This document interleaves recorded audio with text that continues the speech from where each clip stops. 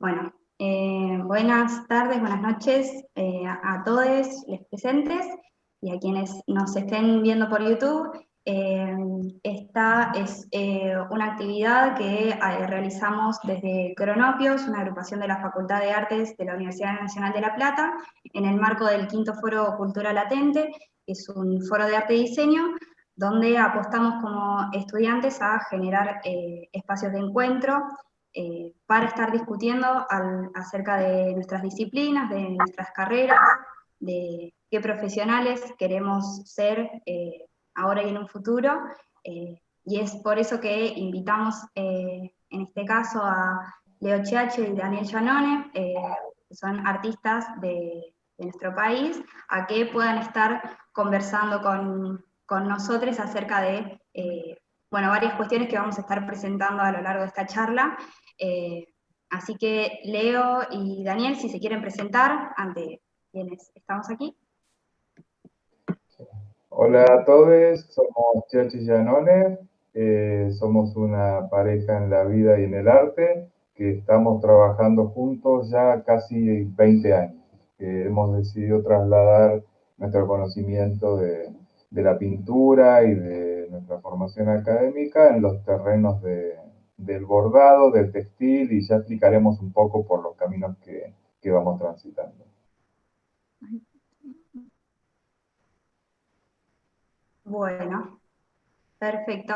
Si les parece, a quienes bueno, se vayan sumando, la idea es poder tener los micrófonos apagados, así no generamos interferencias. Con las cámaras no hay mayor inconveniente, pero con los micrófonos sí.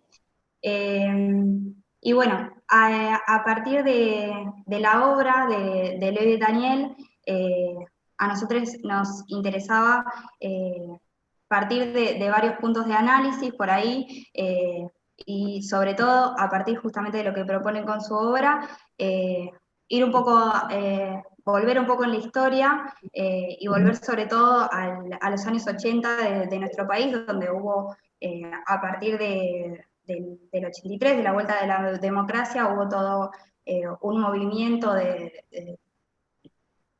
resurgir de los cuerpos, hubo todo un sentimiento de éxtasis, obviamente después de tantos años de dictadura y de opresión, y eso nos interesaba también poder conversar con ustedes cómo retoman, por ejemplo, esa historia, todo el activismo gay de aquel momento, no sé, desde el grupo GAG hasta toda la movida under que se desarrollaba en aquel momento, y también eso, ver de qué manera justamente en esos años ustedes empezaron como a formarse. Sí. Bueno, nosotros, eh, yo soy Daniel y nací en Córdoba, y toda mi formación sucede en Córdoba, en la ciudad de Córdoba. Eh, Durante toda la dictadura yo fue mi adolescencia, ¿no? Yo en el año 82 termino mi formación del colegio secundario y además me tocó hacer el servicio militar, además. O sea que fui de la época que todavía era obligatorio el servicio militar, ¿no? Durante todo lo que era la época del secundario, en realidad fue una época muy dura, porque bueno, justamente justo estábamos en plena dictadura y era como muy difícil, no, bueno, primero que no había, bueno, primero que la sociedad cordobesa es muy diferente a vivir en Buenos Aires, después Leo les va a contar su historia y es totalmente diferente. Todos conocemos que, bueno, a veces las provincias son un poco más conservadoras, pero Córdoba en especial, con toda con todos unos mandatos de un deber ser que estaban como muy, muy presente y sobre todo reafirmados en esta época muy dura, ¿no? Pensemos que Córdoba fue, bueno, La Plata igual, fueron dos lugares donde la dictadura se vivió de una forma muy, muy heavy, ¿no? Muy fuerte. Fue muy difícil salir del closet en esa época, ¿no? Y poder encontrar pares, porque no estaba, como no había espacio público para eso, no había lugares. después, bueno, me toca el servicio militar. Además de todo eso, yo venía de una formación de un colegio religioso muy fuerte, la formación religiosa que tuve, con lo cual también esto de lo que es salir de closet y era como, bueno, toda una situación que se hacía un poco más dura bueno, porque no tenía referentes además, no tenía, siempre cuento que por ejemplo ahora veo todo lo que es la literatura, todo, por ejemplo, me encanta encontrarme y leer todas las recapitulaciones que hace de poetas, Eloísa Cartonera, por ejemplo, de todas unas ediciones sobre lo que es poesía y gay, y bueno, eso no existía, ¿no? Yo me acuerdo que lo primero que leí que hablaba de los maricones fue justamente Oda Walt Whitman de García Lorca, ¿no? Eso como lo único que yo tenía en mis manos. No había absolutamente nada. El cine, por ejemplo, tampoco, que después viene cuando yo ya era en la etapa universitaria. Adiós Roberto, todas las primeras películas gay argentinas que hablaban del tema. Hasta entonces yo pensé creía que era el único gay en el mundo, ¿no? Estaba en el colegio secundario. Después empieza el tema de la dictadura, perdón, la democracia, y comienza mi formación académica, que también los primeros años de la democracia, perdón, fueron como todavía muy presente aún todo lo que era el régimen dictatorial, y la policía muy presente, todavía estaba en las calles, todavía en plena el primer año de la democracia, vos en un gay y arribaba la policía. Justamente hoy vimos la película que se estrenó de chilena del Lemebel, Tengo miedo torero, y justamente comienza con una acción en donde están en un boliche y está una chica, unas chicas cantando y de repente cae la policía, mata a una de ellas. Y yo cuando lo vi, realmente me acuerdo perfectamente esa sensación de miedo y de pánico que la policía entrara. Y bueno, tenía 19 años, 20 años, no sé ni cómo manejarte, venía con toda una historia de ver la policía, todos los militares en la calle todo el tiempo. Hay algo muy interesante que empezó a pasar en estos lugares, que eran los lugares que yo frecuentaba, que había muchos eventos performáticos. Ese era como lo que fue diferente encontrar para mí, ¿no?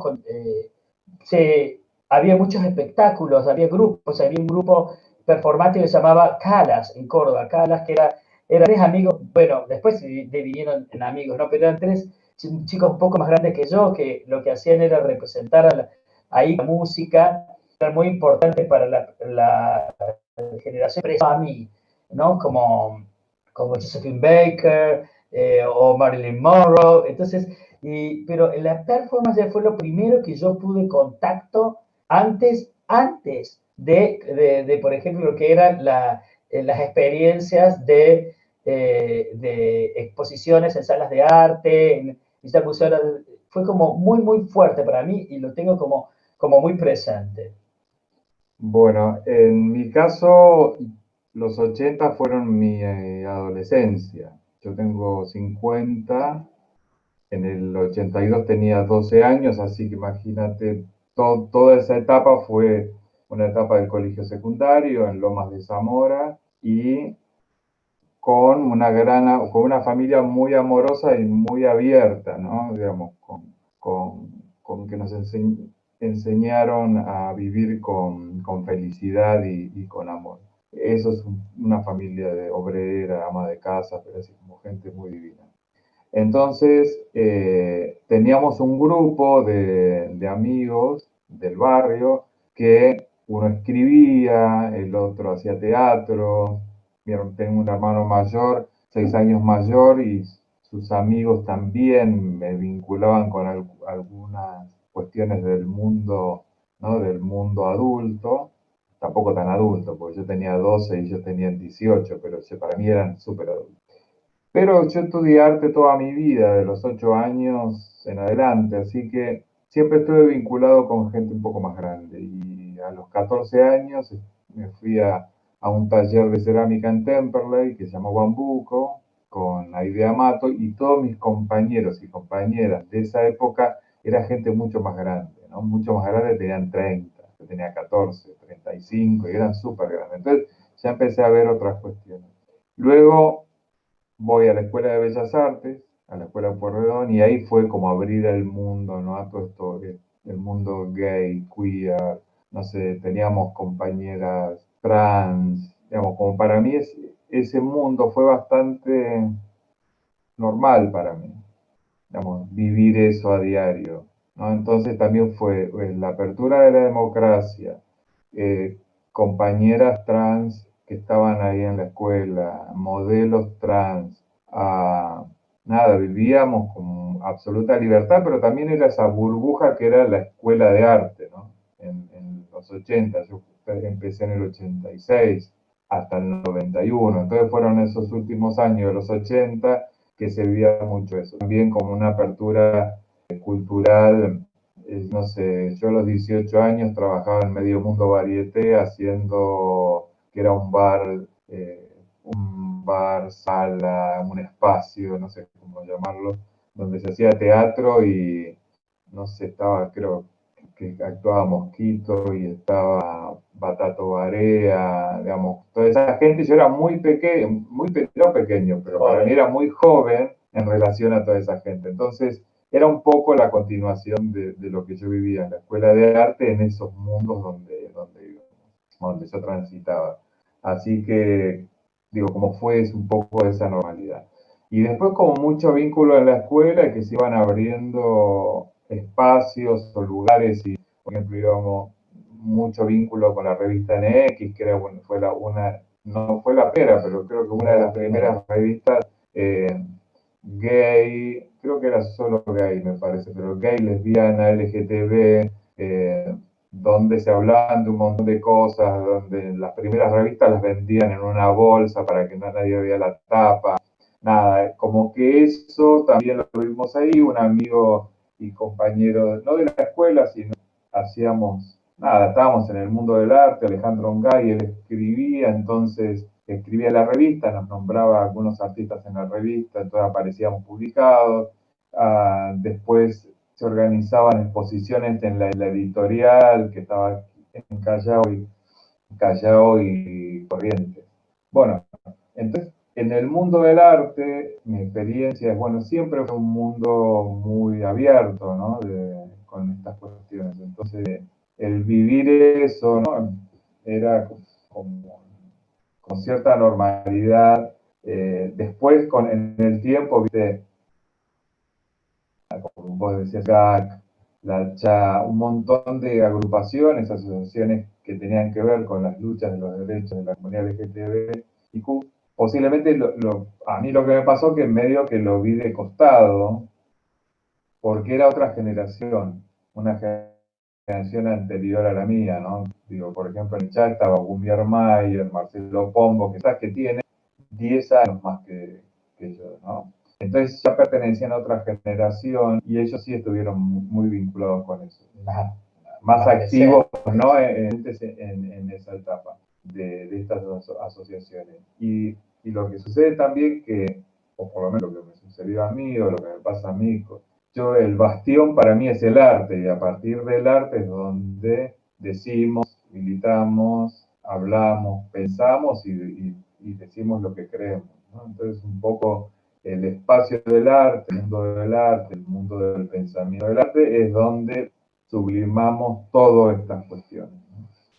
Había algo muy interesante que sucedió como contexto de lo performático, que era que sucedía a puertas cerradas, porque en la época en que yo salgo del closet, los primeros lugares que había en la ciudad de Córdoba, lugares clandestinos, ¿no? Y era muy raro, ¿no? Que andar por esos lados, y yo no sé de dónde sacaba fuerza para meterme con 19 años, 20 años, en esos lugares que eran bastante densos, peligrosos, los alrededores sobre todo. Después de ahí ya era una comunidad, ¿no? Y hay algo que me parece como fascinante, que dentro de estos lugares a puerta cerrada, que entrabas casi con códigos, porque si no te conocían no podías entrar, no accedías, atravesaba todas las clases sociales y eso a mí me parecía maravilloso. era como para, eso era rarísimo verlo en Córdoba en la época, ¿no? Que, o sea, absolutamente todos ahí éramos iguales y la música, el lugar, la diversión, era como un común denominador y era un común, éramos una comunidad. Y esos fueron los primeros sentimientos que tuve acerca de pertenencia del grupo LGTB. Y no existía el tema de salir a la calle, pero sí nosotros nos visibles, ¿no? En el tema de, con la ropa, por ejemplo, con la moda, cómo nos vestíamos en los primeros años, cómo vamos, como, era como muy transgresor en Córdoba en esa época con respecto a lo que se empezaba a vivir. Todos conocemos como el tema de las marchas, esto, bueno, eso ya fue cuando yo vengo a Buenos Aires y ya un poco más grande, digamos, ¿no? Pero esos primeros años para mí fueron como muy, muy importantes. Y, y sobre todo me contaba esto de que yo, que siempre digo, que cuando en la época del colegio secundario, toda mi adolescencia, como que vivía en un Tupperware, ¿no? Creía que todo el mundo, y uno se movía en un círculo, que era del colegio, del barrio, y de repente salgo del servicio militar, por primera vez a un boliche y me encuentro con gente de todos los sectores de la sociedad, y eso era maravilloso. Y empezar a encontrar y como otros códigos, cómo nos relacionábamos, cómo nos veíamos, y una forma también de cómo que había llamado la atención, como un respeto, a nadie se obligaba como a salir del closet, y había un respeto, porque Córdoba es muy, piensa que estamos hablando hace un montón de años, ¿no? Como 40 años atrás, en el centro de Córdoba era como 4 cuadras, ¿no? El microcentro. Y había como códigos que cuando nos cruzábamos que no están preestablecidos, pero vos sabías que si estabas sentado, por ejemplo, en una cafetería con tu mamá y tu papá, nadie del boliche se iba a ver, a arrimarte a saludarte. Eran como códigos que teníamos, entonces era como que nos cuidábamos todos, ¿qué puede ser? ¿No? Después fue cambiando eso. Sí, no, mi época era más, por lo menos yo lo viví más relajado, ¿no? Eso, digamos, era el comienzo de la democracia, todo estaba permitido, era alucinante porque era todo, viste, con esa idea de que todo está por hacerse. Entonces era una cosa así como de mucho. Y además, y en el medio de eso, que todo se podía hacer, aparece el SIDA y aparecen ya amigos que se van muriendo, el hermano de tal o la hermana de, compañeras, ¿no? Compañeras de la escuela que yo, con HIV. Entonces era todo un momento muy raro, ¿no? De esto que no se sabía. Imagínense que la comunicación en aquella época no era como la comunicación que tenemos hoy, ¿no? Como la facilidad de la internet digo, también hay que saber buscar, aunque tengamos el internet, pero digamos, tenemos esta herramienta que en aquella época no estaba. Entonces, también era raro todo, muy raro. Capaz que hoy con mucha información o con mucho acceso también capaz raro porque nunca sabes si existe en realidad la verdad, ¿no? Digo, capaz que la verdad no existe jamás. Entonces, nada, era interesante en esa época.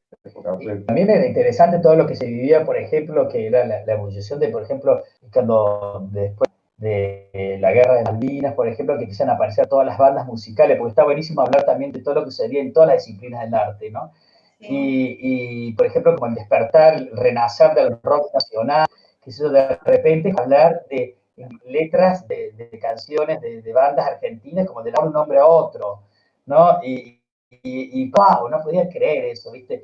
Virus, todas estas bandas que eran como que bueno, hablaban de otra cosa, de otra forma del amor, de otras facetas del amor, ¿no? Algo, porque todo lo que era la etapa mía, por ejemplo, de la escuela secundaria, lo que escuchamos era una cosa más nostálgica, todo lo que tiene que ver con, por ejemplo, Sui Generis, todo este tipo de bandas que eran como otras voces, digamos, ¿no? Y además estaba, después digo, es probable que haya habido más, pero digo, Sandra, Celeste, bueno, Marilina, digo, todas esas cosas que hoy son un poco caché, pero en aquella época también, pero también hablaban de algo, ¿no? Entonces, está bueno hoy en el tiempo, digo, después que pasaron 30, 20 años, 30, pasaron 30 años, ya lo ves con cierto cariño eso que sería, ¿no? Entonces, y también lo pones a pensar, digo, la lucha por ejemplo, de estos artistas, estos músicos en aquella época, ¿no? Cómo estaban en los medios, no sé, después Jauregui, ¿no? Con la lucha con la marcha. Nosotros justo vivimos a la vuelta de donde salió la primera marcha del orgullo aquí en Buenos Aires. Entonces, digo, está presente a diario porque todos los días pasamos, salimos a caminar, pasamos por la casa donde está la placa, ¿no? Entonces también eran épocas y nosotros vivimos, por lo menos yo viví mi adolescencia mi primera juventud en esos años, ¿no? Qué sé yo, Madonna, Grace Jones, todo eso que lo veíamos acá, era como, bueno, viste, las locas estábamos a full con todo eso. Yo siempre tengo una anécdota que me encantaría contarles que, por ejemplo, yo aparte de arte estudié ciencias económicas, economía, y estaba recién salido del closet, quería dejarme el pelo largo, ¿no? Entonces era el único alumno con pelo largo en la Facultad de Ciencias Económicas, el único de todo el curso. Imagínense un batallón de gente, era el único. Y me peinaba, que era como que estaba alucinado con todo lo que se empezaba a vivir, pero me acuerdo perfectamente que voy a dar un examen y unos compañeros estaban como preocupados, me decían que me recogiera el pelo, ¿no? Que yo no entendía, bueno, para mí era tan normal que te resuelto. Y me acuerdo que entré a dar el examen de hora oral, el examen, y todo el tiempo me di cuenta que la profesora lo único que hacía era mirarme el pelo y no me escuchaba. O sea, estaba con todo el tiempo y me observaba, como uno se da cuenta cuando alguien te mira y te está mirando como, bueno, todo el pelo. Además me había hecho reflejos, y porque, nada, que no sé, porque me había hecho, porque me gustaba, ¿no? Entonces, como, me había hecho reflejos y entonces estaba dando el examen y yo me das cuenta que no me escuchaba, estaba como todo el tiempo, no podía creer a quién tenía enfrente, creo. Era como que le hacía ruido, mucho ruido, no le hacía a ellos. Sí, había un comentario que quería hacer cuando nombraban como la burbuja que muchas veces sentían por ahí formándose en arte, que por ahí a nosotros también hoy nos sigue pasando de que una vez que entramos a nuestra facultad conocemos un Perdón, no mundo. estoy escuchando. ¿No se escucha? ¿Ahí se Perdón, no escucha estamos mejor? escuchando. ¿Ahora? No se escucha. No se escucha. Ah, a ver. No. ¿Ustedes nos escuchan bien a nosotros? Sí, sí, se escucha bárbaro. ¿Ustedes a mí no me escuchan? Ah, gracias, Nadia. Yo les escucho a ambos. Okay. Gracias. Sí. Pero nosotros no estamos escuchando a a Camila. Te escuchas recortado, Camila. Ay, a ver si me muevo de última por el internet. A ver.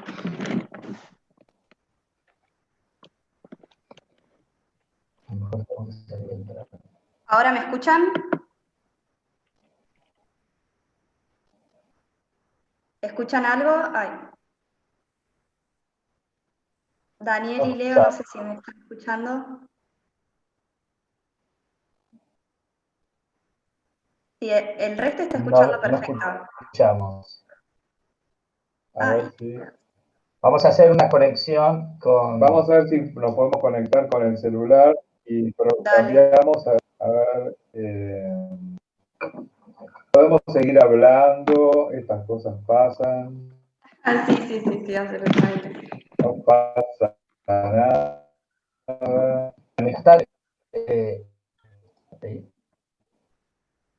Hay una película muy interesante que muestra, por ejemplo, todo lo que fue la salida del closet y lo que es la realidad de la comunidad LGTB en Córdoba. que se llama El silencio es un cuerpo de que cae. Recomiendo a aquellos que merecen, la pueden ver, es de Agustina Comedí, la directora, Sí. y cuenta lo que era, por ejemplo, todo lo que yo vi, en la época en la que yo viví en Córdoba, y donde, por ejemplo, todavía se pensaba que vos tenés que ser psiquiatra para poder, bueno, curarte de ser gay. Había familias que realmente lo pensaban y conocía amigos que sus familias los sometían a estos tratamientos. Y esto lo... ¿Ahora nos escuchan? Sí, se escucha perfecto. ¿Ustedes a mí me escuchan ahora? Ahora te escuchamos perfecto. Ahora nos escuchamos todo bien. Qué bueno. Y nos Tremenda vemos esa bien. película de Agustina Comedi. El Muy silencio. recomendable. Sí, muy hermosa. buena. Muy buena. Bueno, yo conocía, uno de los personajes de ahí, Néstor, era un conocido mío, la pareja Mirá, de sí, su padre, claro. de su papá. Sí, y ahí, en esa película, yo no salgo de casualidad, en esa película, pero justo esos eran los lugares, en esas noches estaba yo también. Mirá vos. Bueno, Tremendo. ¿y cuál era la pregunta que quedó ahí en la fritura? Que iba a comentar que, así como ustedes hoy comentaban más temprano sobre la burbuja que por ahí sentían al momento de ingresar a estudiar artes o sumergirse como en el mundo del arte y la cultura, muchas veces nos pasa cuando entramos cuando salimos de nuestra facultad y entramos a otras facultades, de conocer como otras dinámicas, básicamente, de funcionamiento, de relaciones sociales, y que en ese sentido entender al arte como bastión justamente del cual partir, del cual posicionarse en la vida, es fundamental y se ve a simple vista. Así que en ese sentido hoy es algo que por ahí sí hay muchos debates y cuestiones que han atravesado y que vamos en camino a una sociedad de alguna manera un poco más libre, pero bueno, esas dinámicas se siguen básicamente manteniendo. Y después les quería nombrar, bueno, ustedes hablaban como de toda esta, por ahí, liberación, y es bastante particular cómo se da todo eso a partir del cuerpo, ¿no? Todo esto de lo performático, por ejemplo, cómo se empieza justamente a avanzar en nuevas maneras de pararse en el mundo, nuevas maneras de vestirse, y en ese sentido es súper interesante de qué manera ustedes encaran justamente esa como construcción de identidad a partir de representarse desde diferentes perspectivas, desde diferentes culturas. Y bueno, también tenemos un par de imágenes que si quieren, mientras vamos compartiendo, ustedes si quieren ir como comentando, Perfecto. pero cómo utilizan como es el autorretrato justamente para definirse, para redefinirse, es una especie de transformación de la identidad. Y bueno, si les parece, podemos ir compartiendo esas imágenes y mientras ustedes nos van como comentando cuál es el proceso. Exacto, sí, antes de contarles el proceso, por ahí estaría bueno contarles a todos y a todas, que nosotros cuando nos encontramos en la vida ya no éramos veinteañeros, ¿no? Ya teníamos todo un recorrido hecho, ¿no? Entonces teníamos muy en claro cómo queríamos transitar ese momento juntos, ¿no? Y que era transitarlo como en un estado de creación permanente. Eso fue como una condición que nosotros estábamos los dos de acuerdo en que fuera así, ¿no? Como que queríamos como no vivir exiliados del deseo del hacer, ¿no? Porque hasta entonces lo que nos pasaba, que también es otra realidad que vivimos en otra época, ¿no? En donde, que ahora también la gente los artistas tienen que tener un trabajo paralelo a la carrera o al ser artista o a la producción artística.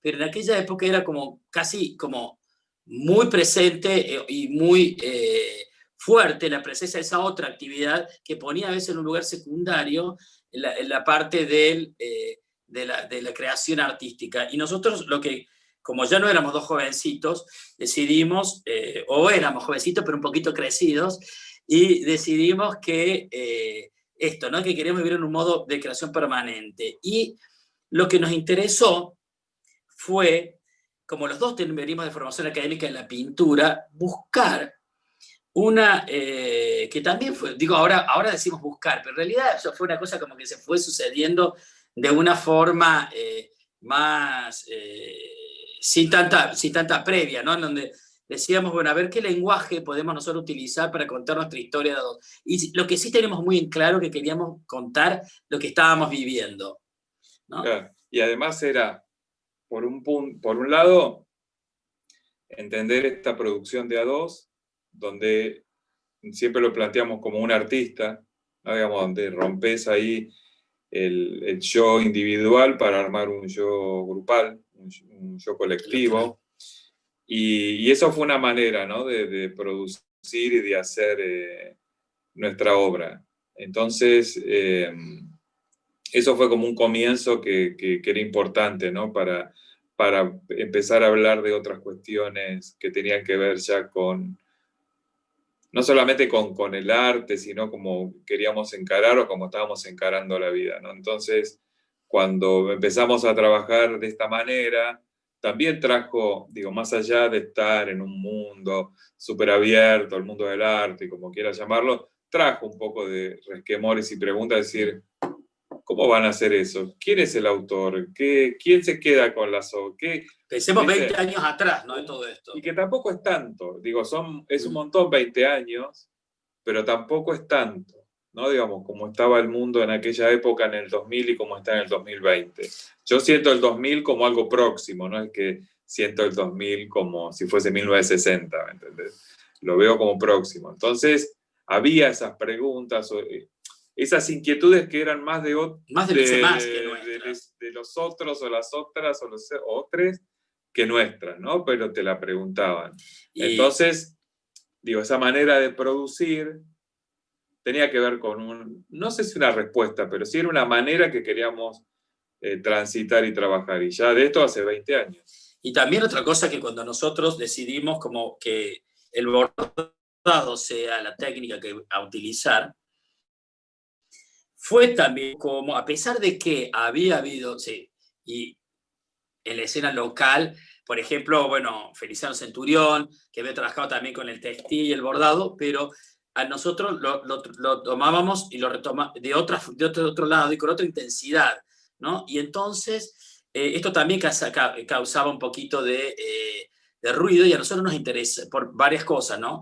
Pero a nosotros nos interesaba como, después nos dimos cuenta que era un gran gesto político también esto de qué pasa cuando dos hombres se apropian de una técnica relegada al mundo femenino y la hacen propia, ¿no?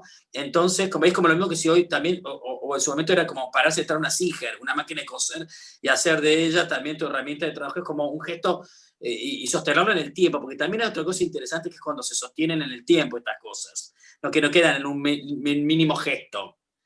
Y por otro lado, lo que nos sucedió es que nosotros, bueno, tuvimos un recorrido de haber pasado también por lugares más under del arte, ¿no? Como por ejemplo, nuestra primera muestra fue que nos convocó una galería, un espacio llamado Solidaridad Amarilla, que ya no existe, que es lo que ahora hoy la gente llama Palermo Hollywood, estaba ahí.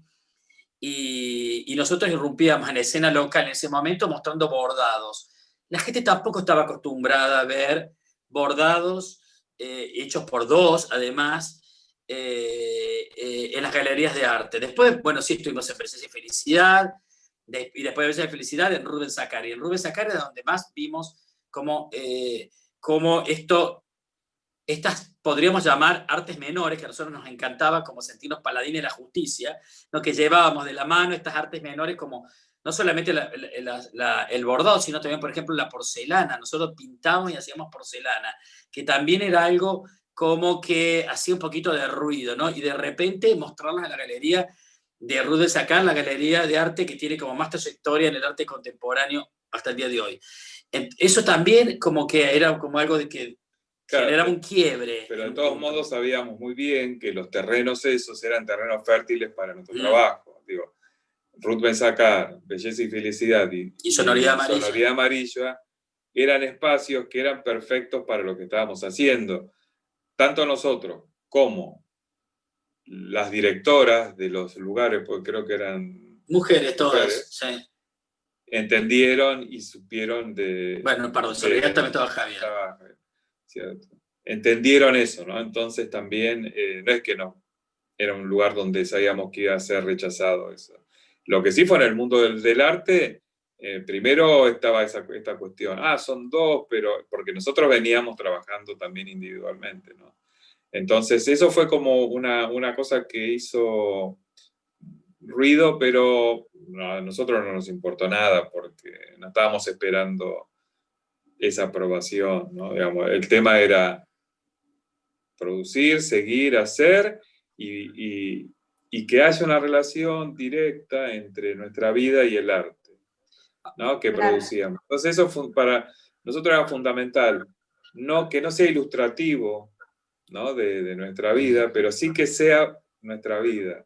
Entonces, en eso empezamos a construir en imágenes este relato, ¿no? Entonces, por ejemplo, los primeros trabajos eran nosotros dos ¿Les como... parece? Voy compartiendo algunas imágenes. Sí, claro. No.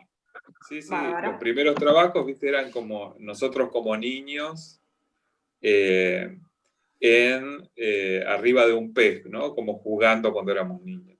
Este trabajo en particular se llama El amor de Irupé, que lo hicimos en homenaje a Domínguez, que es un pintor de la isla isleño de Rosario, ¿no?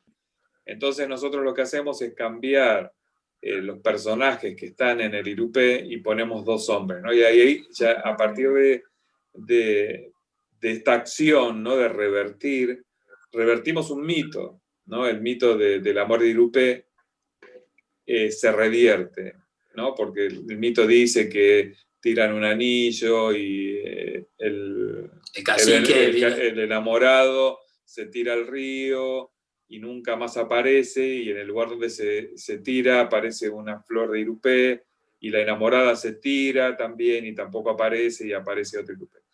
Algo así. Entonces nosotros lo que hacemos es revertir y hacer una versión queer, latina, una versión queer sudamericana de esta versión, ¿no? Del Irupé, donde aparecen dos hombres y vemos, por ejemplo, estas manos que aparecen son las manos del bombero o el yaguareté. Y otra cosa que nos interesó desde un primer momento, esto de autorretratarnos y ponernos en lugares que también generaban incomodidad en el otro. Por ejemplo, hay otra de las piezas de esta misma época que fueron las primeras, donde nos ponemos como próceres, tan cerca, como si fuéramos San Martín y Bolívar, donde estamos tan cerca uno del otro, que parece que nos fuéramos a dar un beso, ¿no? Y entonces Entonces, que es un dibujo y bordado, ¿no? Y bordado aplicado sobre papel. Entonces también, viste, nos poníamos con estos temas, nos movíamos en esos lugares medios incómodos, porque nadie cuestiona la sexualidad de los próceres de los militares, ¿no? Y menos en ese momento. A nosotros nos encantaba meternos ahí. Lo mismo que, por ejemplo, cuando hacemos otra pieza de esa misma época, que se llama Sebastiano, ¿no? Donde nosotros a Sebastián, una imagen súper revisitada en la historia del arte, el joven bello, ¿no? Soldado pretoriano, ¿no? En donde que fue la primera obra que hicimos juntos, ¿no? Después de la instalación, que en realidad la segunda sería, el primer bordado es este. Y en donde nosotros ahí nos ponemos, desdoblamos la imagen a Sebastián, compartimos ese dolor y sufrimiento, y hablamos de muchas cosas, ¿no? Del dolor de todo lo que hemos transcurrido en la salida del closet, de cuando éramos jovencitos, adolescentes, y en la soledad, pero ahora no estamos juntos y compartiéndolo, y cuando el dolor es compartido, el dolor es menor, ¿no? Decíamos. Y también esto de una historia amorosa. También nos metíamos con los lugares de figuras religiosas, ¿no? Donde nosotros nos ponemos como... Es inevitable que es una imagen religiosa, ¿no? San Sebastián además de ser el ícono, es un ícono gay muy representado. Entonces, nos encantaba meternos por esos lados. Que nos gustaba como incomodar un poco en el fondo, ahora a la distancia lo vemos, ¿no? Sí. Bueno, hoy comentaban que, no me acuerdo bien el nombre, si era Sonoridad Amarilla, que es una de las galerías, que lo importante de empezar a tejer redes de repente donde uno se siente cómodo, donde puede justamente ser de alguna manera sostenido por una comunidad y luego empezar de alguna manera como a crecer y tener sobre todo mayor confianza, sobre todo porque en nuestra facultad sucede de empezar justamente por habitar las galerías de La Plata, Claro. y luego tener mayores herramientas también como para presentarse en el mundo del arte, que bueno, muchas veces te aceptan, muchas veces no, concretamente. Así que, bueno, y No, pero teníamos... presentar, te digo que es también, es un ejercicio, digo, nosotros sentimos lo mismo que cuando mostramos en Belleza y Felicidad, que hoy mostramos en el MOLA, en Los Ángeles. Digo, la sensación a veces es la misma, no es que vas ganando como cucardas a medida que pasas el tiempo de los lugares, solo ganas con... Confianza en sí mismo. Y ejercitación, ¿me entendés? Ejercitas la tarea por la cual estás en esos lugares, ¿no? Entonces, hacer una muestra, prepararla, cómo difundir, hablar de lo que estás trabajando, y generalmente a nosotros nos pasa que, digo, no siempre hablamos de las mismas cosas, pero siempre estamos transitando un poco por los mismos lugares del discurso. Entonces, hoy capaz que tenemos más entrenamiento, ¿no? En hablar y en trabajar y en pensar en algo, pero los temores siempre están, ¿no? Tanto como la primera muestra en Sonoridad Amarilla como la última que hicimos en California. No, y también una cosa que es interesante, quizás porque somos dos y comenzamos este camino juntos, que a lo mejor eso lo pienso ahora, ¿no? Que quizás eso nos daba también como, nos apoyamos mucho uno al otro y nos daba como ser un poquito, era más fácil ser irreverentes de a dos, ¿no? Pero, por ejemplo, nosotros siempre sentimos, o en realidad nunca hemos sentido la presión de tener que mostrar o producir o generar o condicionar nuestro modo de producción, no sobre lo que trabajamos. Nosotros siempre desde que trabajamos juntos, siempre hemos hecho lo que hemos querido y nunca hemos transado con qué deberíamos hacer, ¿no? Quizás, vuelvo a repetir, esto puede ser que al ser dos, nos apoyamos más uno al otro, no lo sé, y quizás sospecho un poco de esto, y sí es cierto de que todos los espacios, hablando un poco de las instituciones, galerías y tanto museos, nosotros nunca hemos sentido el condicionamiento con respecto a nuestro modo o lo que vamos a exhibir o mostrar sobre nuestro discurso, porque nuestro discurso siempre fue el mismo, ¿no? Y se fue ampliando, pero es como que a la distancia, cuando uno ve el cuerpo de la obra, uno se da cuenta que siempre hablan las mismas cosas. No, lo vas abordando hay muchas aristas, pero uno lo va abordando y va cantando como siempre la misma canción. Sí, igual si hay una institución que nos limita o nos dice algo, nosotros ahí nos ponemos a pelear. O decidimos digamos, no estar. O no estamos, ¿me entendés? Es así. Si te invitan, si una institución nos invita, sabe a quién invita, ¿no? Entonces tienen que ser buenos anfitriones y decir, bueno, ok, charlemos, a ver qué se puede hacer o hasta dónde podemos llegar, ¿no? Digo, la experiencia, por ejemplo, que tuvimos en el Centro Cultural Kirchner con Gabriel Urtiaga fue alucinante, porque lo que fue es una carta blanca para nosotros, ¿me entendés? Para hacer lo que querramos. Presentamos un proyecto y ahí se fue ampliando, ¿no? Esa idea de la muestra en el Centro Cultural Kirchner. Pero también fue... Ahí la puedo ir compartiendo también para que puedan comentar cómo fue. Claro, porque de mano de Gabriel Urtiaga nos da esta carta blanca, ¿no? de trabajo. Entonces ahí, digamos, por lo menos lo que creemos, que las instituciones tienen que trabajar así con los artistas, ¿no? Dar todo para que los artistas podamos desarrollar ideas, proyectos y construir algo, ¿no? El hecho creativo no tiene un 2 más 2. ¿Viste? Los procesos creativos, el pensamiento creativo, la construcción, es más compleja, ¿no? para encarar. Entonces, una institución como museo, como centro cultural, ¿no? Digamos, el Centro Cultural Kirchner es gigante, es súper complejo, tiene un montón de disciplinas, entonces, bueno, nosotros lo pensábamos y pensábamos una muestra así y funcionó muy bien porque cuando comenzamos la exposición no había nada, ¿no? en la sala, era la sala blanca y nosotros trabajando, ¿no? Entonces fue una muestra que empezó con el cubo blanco. Como pequeñita, sí. ¿no? Como 3, 4 mesas, un grupo de asistentes, y nosotros construyendo, ¿no? Porque un poco fue, esa muestra era construir una línea histórica acerca de artistas de la comunidad LGTBIQ de Argentina o artistas que nos ayudaron a nosotros a ser los hombres gay que somos hoy, ¿no? Maduros. Entonces hicimos toda una línea histórica del arte, de artistas que habíamos estado vinculados, de artistas que estaban algunos vivos, otros muertos, ¿no? Como algunos no hemos conocido, pero su no obra fue como un gran referente de nuestra formación. Entonces era hacer esa línea de todo este arte queer argentino.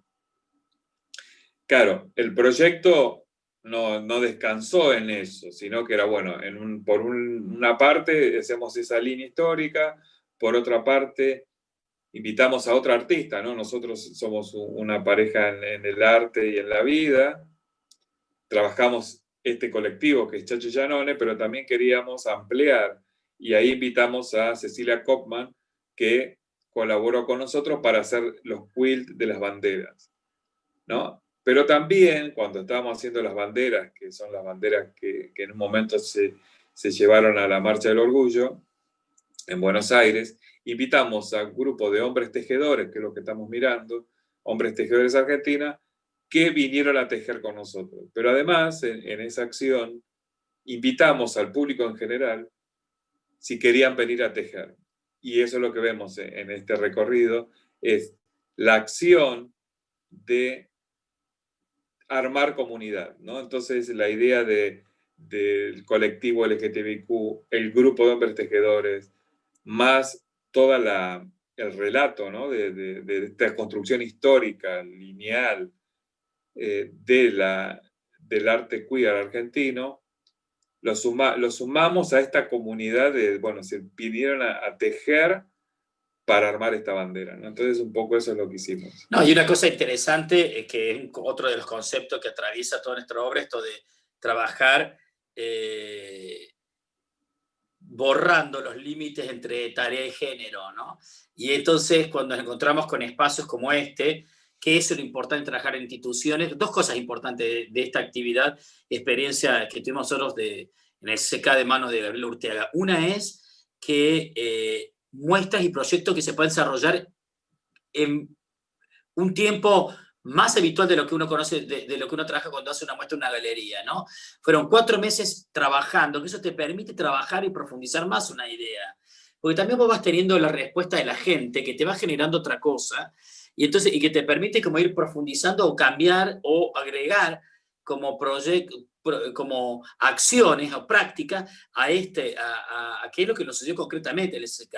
Y por otro lado, lo maravilloso de esta institución es que no sé si todos han tenido la posibilidad de visitarlo, pero el público es extremadamente heterogéneo.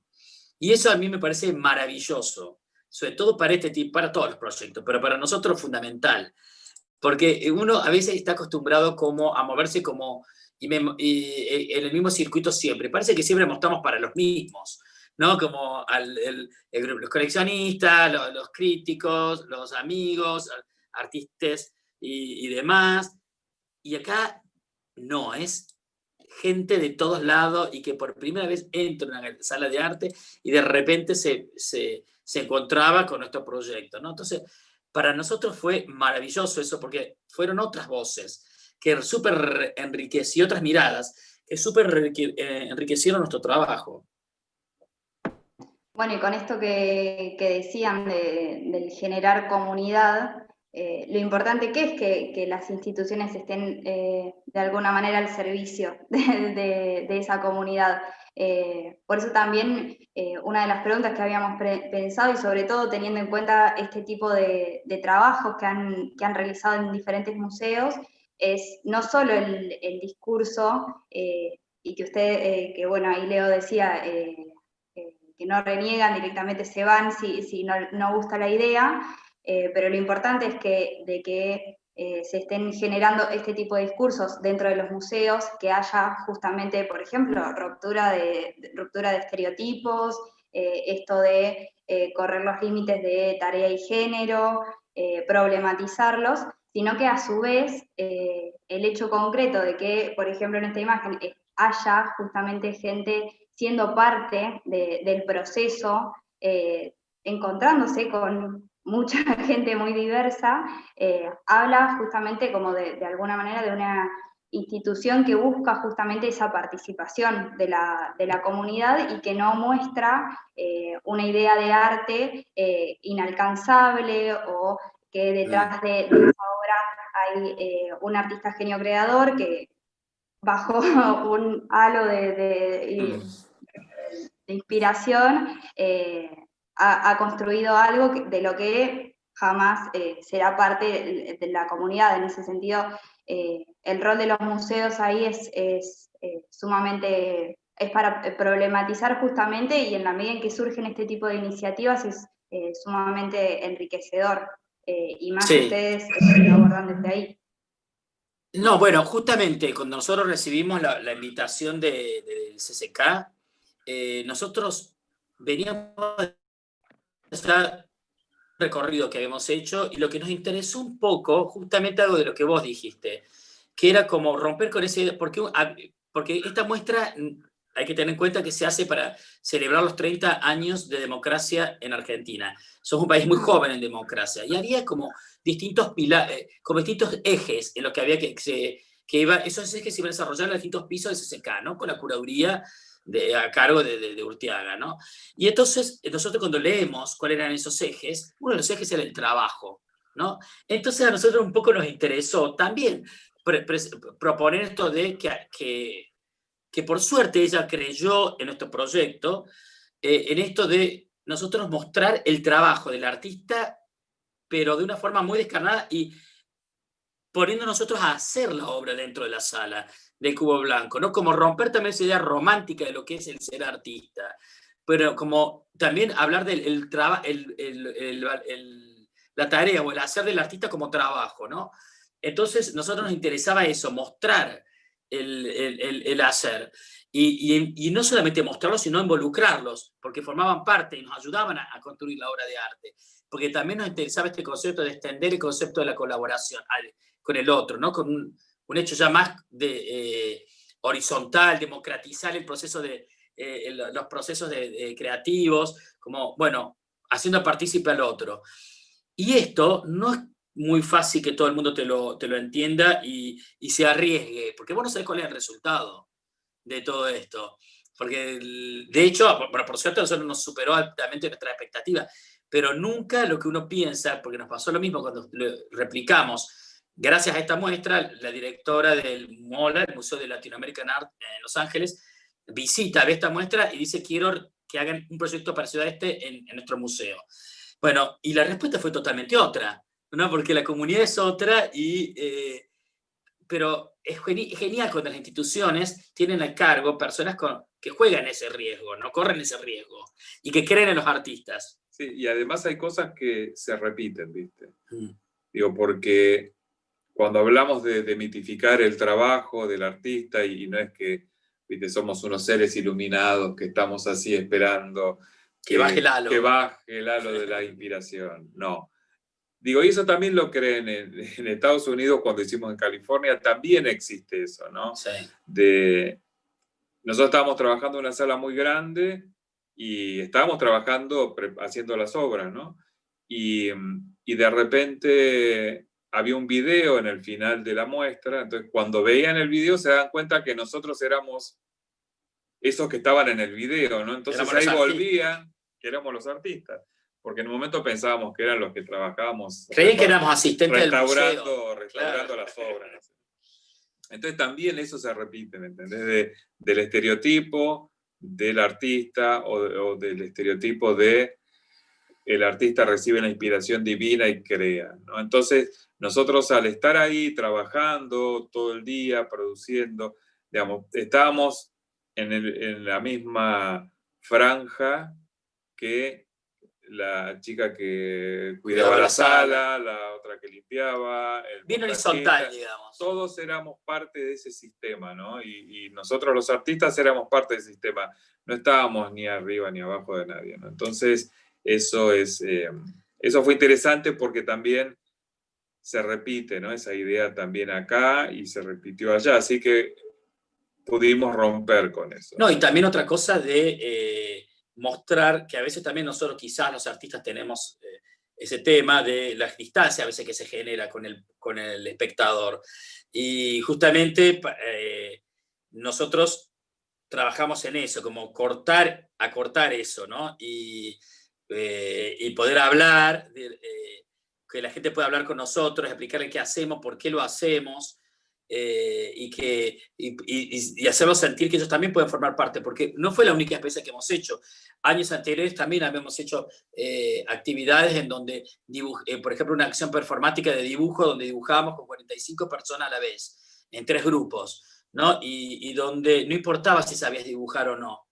Y entonces, pero era generarle confianza al otro, para que el otro pueda formar parte del proyecto, porque era participación espontánea, y no sentir que iba a arruinar el trabajo de lo que estaba haciendo, sino que su aporte también era válido, y cómo podía, y cómo todos podemos dibujar, porque también está la idea, hay muchas ideas que tienen que por las que trabajamos, pero con esto, ¿cómo? Lo que vamos a hablar de... Sí, que era, para cerrar esta idea del tema de qué es dibujar y qué es dibujar bien, ¿no? Entonces, también nos metemos por todos esos lados, digamos. Y ahora, con respecto a la imagen que estamos viendo, otra cosa que hemos hecho en Los Ángeles, que eso nos dio la posibilidad por la comunidad LGTB y el compromiso que la comunidad tiene, toda la comunidad tiene con el colectivo LGTBQ. Bueno, acá trabajamos en el centro este es el centro de Long Beach, donde trabajamos con los seniors, o sea, con las personas que están jubiladas ya, que pertenecen al colectivo LGTBQ, que todos los días se generan actividades para que ellos puedan, es como la idea de un club, ¿no? En donde ellos van a formar parte a tomar distintos tipos de talleres, que puede ser desde hacer pintar acuarelas. Bueno, nosotros lo que propusimos es que nos ayudaran a hacer una gran bandera que midió 45 metros de largo por 15 de ancho, en donde cada cuadrado de tela, que era toda tela reutilizada y teñida por nosotros, ellos los invitamos a reflexionar sobre por qué es importante vivir y celebrar la diversidad. Y también, como dijo Leo, a veces la respuesta puede ser la misma y puede ser otra. En este caso, cuando nosotros planteamos que era celebrar la diversidad en el SSK, casi te diría que un 80% de la gente pensaba la diversidad con la diversidad de género. En Estados Unidos, cuando hablas de diversidad, hay otros ejes por los cuales la diversidad corre, ¿no? El tema de las razas, por ejemplo, bueno, todo el tema de los afroamericanos descendientes, la comunidad chicana, que son los descendientes de latinos, más bien mexicanos, la comunidad latina, ¿qué es ser un latino? Y bueno, entonces la diversidad de religión, por ejemplo, como mucho más amplio era. Acá estamos viendo todo workshop que hacíamos. Para hacer la bandera esta, ¿no? Que terminó siendo casi de 50 metros, nosotros planteamos hacer un proyecto en comunidad.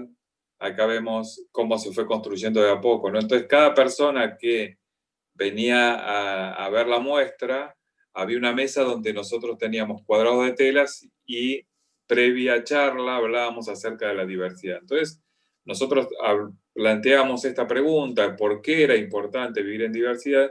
Y a partir de eso, eran largas charlas y después la gente, los visitantes, escribían frases. Además, nosotros después citamos algunas frases que a nosotros nos parecían importantes que estén en esa bandera. La bandera empezó siendo un poco tímida y terminó midiendo 50 metros. ¿Por qué?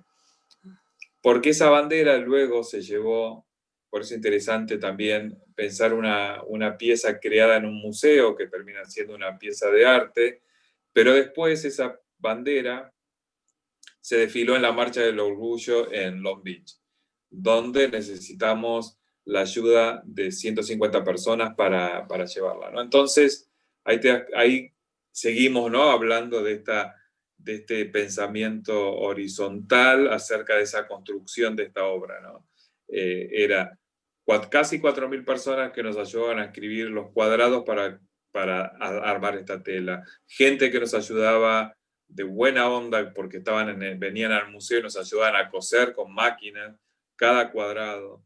Después nosotros teñíamos, nos ayudaban a planchar, y así se construyó esto. En 4 meses se armó esta bandera en comunidad. Y también esta bandera esta muestra se organizó y coincidió con el aniversario de Stonewall, ¿no? Que es como hay un quiebre en lo que significan los derechos para la comunidad LGTBQ a partir de lo sucedido en Stonewall, ¿no? En este pub neoyorquino, en donde irrumpe por primera vez, bueno, la policía, y es como una masacre, bueno, cómo se empieza a trabajar la comunidad para defender y que la comunidad tenga los derechos que hoy tiene, ¿no?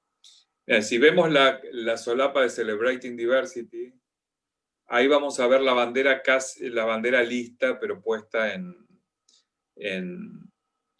un evento. Ese es el tamaño de la bandera, ¿no? En un evento en Los Ángeles, ¿no? Entonces, por ejemplo, en este caso, nosotros lo que hicimos fue, como éramos los portavoces de las 4.000 personas que escribieron, en ese momento tomamos los micrófonos y empezamos a leer cada cuadrado de la bandera en esta exposición. Y lo que fue hermoso es que mucha gente que estaba ahí pidió de sacarse los zapatos, caminar sobre la bandera, tomar el micrófono y poner la voz de ellos de la voz de otro, ¿no? Entonces se armó una cosa mágica de la colaboración. Entonces es una obra que va mutando y va transformándose, ¿no? En un momento la llevamos a la Marcha del Orgullo, donde juntamos dinero para una asociación que se llama Aid Food Store, que es para personas para comprar alimentos que viven en la calle con HIV, para comprar alimentos. Después la llevamos al puerto de Los Ángeles, que es el puerto más grande, y la pusimos en un hangar en el frente, ¿no? Entonces estuvo puesta como cubriendo un edificio, y aquí la vemos casi como una pasarela hacia el cielo, con las voces de toda esta gente. Entonces es una obra que va mutando y eso nos encanta también. Bueno, pero por ejemplo, volviendo al tema de que uno nunca sabe los caminos, cómo se van construyendo, esto, ¿no? Esta pieza que fue primero concebida para desfilarla en la Parade, finalmente va tomando otras formas, ¿no? Y eso está genial, ¿no? Cuando también uno tiene la posibilidad de ir como exponiendo, y también uno exponerse, ¿no? En esto de ver cómo funciona, y que de hecho pasa a ser algo performático, pero que no está concebida principalmente para eso, pero después va tomando otra forma, y tener esa cintura también de poder y jugarse, ¿no? A ver qué sucede. Sí, como hay un factor también de la sorpresa del propio trabajo, ¿viste? No todo tiene que ser así. Digo, en esto, y esta es la cabal demostración de empezamos a construir algo y se fue armando mientras lo íbamos construyendo. Un poco fue la muestra en el Centro Cultural Kirchner, fue de esa manera, la muestra en el Mola fue también de esta manera, y esta pieza que la hicimos en comunidad en el Mola también fue así. Entonces se fue construyendo a medida que lo íbamos haciendo, ¿no? Entonces después vino un montón de proyectos que se fueron cancelando por la pandemia, que deseamos que cuando todo se termine se pueda armar algo, ¿no? Porque también había mucho vínculo con la gente. También es un aprendizaje. Mucho contacto, mucha cosa de estar en lugares todos juntos. Bueno, ahora se complica un poco, pero lo hicimos. El último proyecto, por ejemplo, con respecto a esto, en enero nos vamos a California, a un lugar que se llama Lux Art Institute, y hacemos un proyecto en comunidad también, donde por un lado la comunidad de Encinitas y California y San Diego, le invitamos a que nos donen telas para trabajar. Entonces nosotros vamos a la residencia con nada de materiales y vemos qué es lo que recibimos. Entonces a partir de eso empezamos a trabajar, ¿no? Y por otro lado teníamos este proyecto que se llama Latinx, que era armar una bandera por no un patchwork, con la bandera trans, la bandera de la Pride, del orgullo, y una palabra en el centro, que en este caso era Latinx, ¿no? ¿Qué significaba ser, en inglés Latin no tiene género, pero nosotros decíamos, bueno, para la gente latina sí tiene género. Entonces, ¿cómo nos nombramos? ¿Somos latinos? ¿Somos latinas? ¿Qué somos? ¿Cómo somos? Porque además en San Diego es el límite entre México y Estados Unidos. Entonces la comunidad latina es muy fuerte. Y ahí es donde trabajamos, ¿no? Primero trabajamos con un grupo de adolescentes que cruzaban la frontera continuamente, ¿no? Entre Tijuana y San Diego. El lugar se llama San Isidro, en una galería donde no eran como estudiantes, porque también iban a la universidad, pasaban por esa galería de arte donde se había muchos proyectos en comunidad, y uno fue el nuestro, ¿no? Entonces eran las reflexiones acerca de qué significaba ser Latinx, nosotros latinoamericanos, gays, lesbianas, trans, empezar a hablar acerca de quiénes éramos, ¿no? Y cómo nos construíamos como sociedad.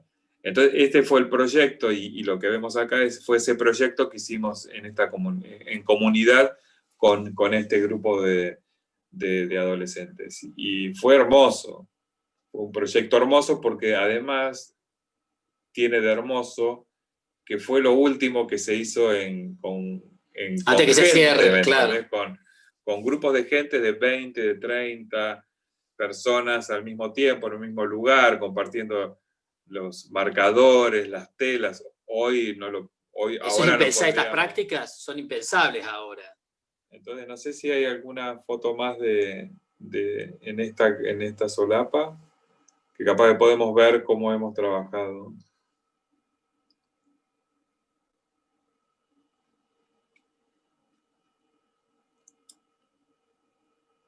Otra cosa, mientras se va abriendo, acá, bueno, estos son fragmentos de la bandera. No, bueno, se me ocurrió también contarles esto de cuando hablábamos esto de que nosotros nos autorretratamos y nos trasvestimos en otros. Hay un concepto que nos interesa también siempre a nosotros, que como ahora podemos ver retratos nuestros desde hace 20 años que estamos juntos, ¿no?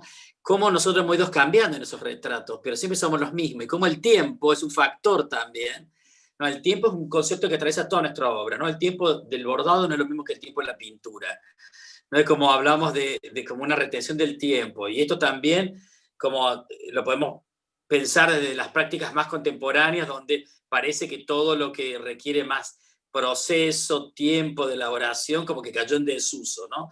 Nosotros siempre estamos yendo por ese lugar medio incómodo, ¿no? Y también el tiempo ese como que nos atraviesa a nosotros, es también, nos hace mostrarnos cómo hemos ido cambiando, y siempre somos otros, pero siempre somos los mismos, a su vez, ¿no? Y también ponernos en la piel del otro. A veces nos mostramos como damas antiguas, como travestirnos como geishas, ¿no? Jugamos a no tener límite en esto de ponernos en la piel de otros. Hoy la piel la tomamos de otra manera, ya no es...